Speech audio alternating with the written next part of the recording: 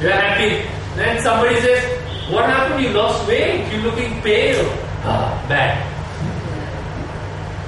You have not made a concept of yourself yet. It's all here. The whole life is this. Beyond this, what is there? Body and the soul. Gross part is the body, subtle part is the soul. So this is the pipe through which you have to pass. This is the mode of transport. There's a beautiful line in one of the Upanishads. Mana evam manushyana karanam bandha mokshayo. Means mind is the facilitator of liberation and bondage, both. Bandha moksha. Karanam bandha moksha. Bandha means bondage. Moksha means liberation. This mind that you have is a reason for you to feel trapped, and also is a way with which you can derive freedom. How to use it? It is your choice. It is choice. It is choice. All this comes from your intellect. That's why everywhere, all spiritual paths, they will ask you to sharpen your intellect. Sharpen your intellect. Intellect is not bad. For example, many people, they will say, you know what, I have an open heart, but people always take me for a ride. I have so much capacity to love, but people always cheat me. Yeah, because this is sleeping. A correct way is to open the heart and to clean the mind, to have a sharp intellect and open heart. This is how the saints, the mystics work. They have open heart, but they are also clear about what they want. They are also clear about where they want to go. Swami Vivekananda, one of the mystics, he traveled so, he was completely driven by his purpose to spread the wisdom of yoga. So much that his health was compromised and he died at a young age of 39. But he was very clear that, he had said, for a betterment of humanity, I don't mind sacrificing this one person. He was clear in that. He did not say, oh, I want to spread ways of yoga, but I also want to take care of myself. I'm not getting enough space for me. That's the homework for all of you for this week. To spread yoga, yes, but things like patience, demanding your space, all these concepts come from where? Now you know your mind. You see, you can catch your mind. For example, if you are a smoker, this manas with the eye, intellect gone to sleep. That's why you cannot rationalize. Have you seen? For a person who's a chain smoker, you cannot bring a survey and say, look, 80% of smokers die early. That person will just, it will not touch that person. The statistics will do nothing to that person. Why? Because intellect is sleeping. When will the intellect open up?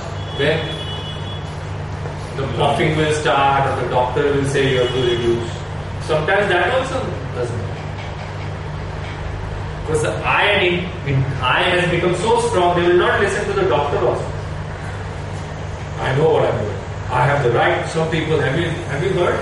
Some people say, I have the right to smoke. Okay. Then you have the right to die early also. Is this clear? Clear? Huh? It's a beautiful concept. If you understand, you can catch your mind. And once you start catching your mind, you know where you are slipping. Is your ego taking you for a ride?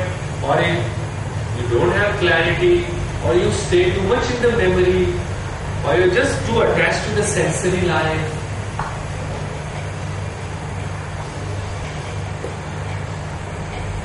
Many people who are driven by deep sense of fear will, like, one of the reasons for obesity is a deeper insecurity and fear.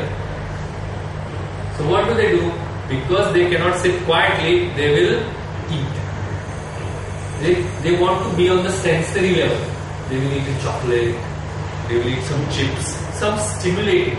You don't give them, if you give a bland soup, they will not like it. It is not stimulating. Why? Because when the senses are stimulated, no, the awareness stays there. Many times when I do meditation classes, people don't want to close their eyes. So when they close their eyes, the memory opens up. And it's very scary. There's so much in the memory. And every thought of ours becomes a memory. Every thought. Because every thought is driven by I. This is also another experiment you can do. Every thought is driven by I. I have to do this, I have to do this, I have to do this, I have to do this. In the mystics, in the saints, in the liberated beings, this I is very small.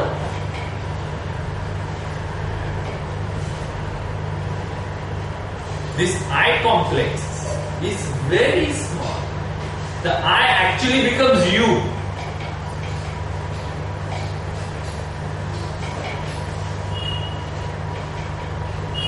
Any questions till here?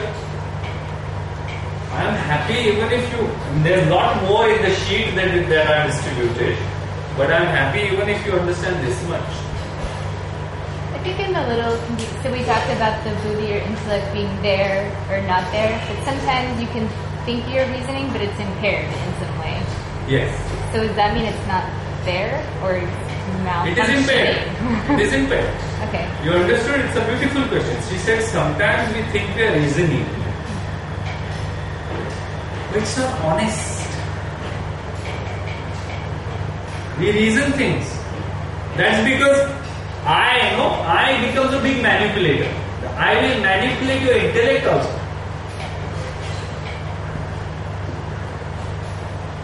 Michelle, you understand what I said? I is so manipulative. Yeah. It will manipulate your intellect also. I get a lot of these questions. They say, oh, when do I know that this inner voice that I have is a voice of my ego or my inner voice? This is subject to your sensitivity. You understand sensitivity? The more you become sensitive about yourself, you will know that this is my inner voice.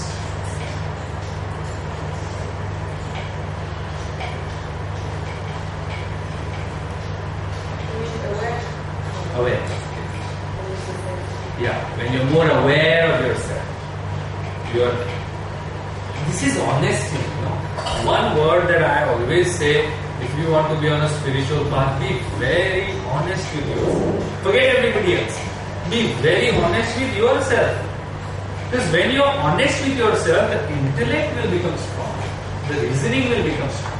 You may lie to the word, but please be honest with yourself. When you are really honest with yourself, the I will start shaking. I will not like it.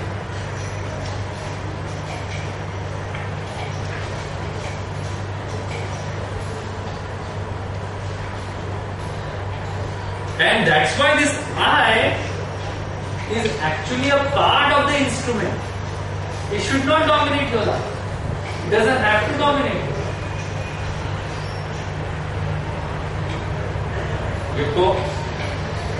Are you getting it? Please let's clear it out. Right? If you have doubts, please ask. If you are not asking the doubts, it's because the I is telling you that why do you want to feel stupid by asking such a doubt? Because you already have an idea of what is stupid. It's not a proper question, but it's a bit it's Yeah. It's a bit hard concept, so Yeah. that's a little time to digest it. It will take time to die. Especially the intellectual and the ideal or lay When intellect and the I become friends, your life is purpose driven by purpose. You know your clarity, you know where you want to go, you do it.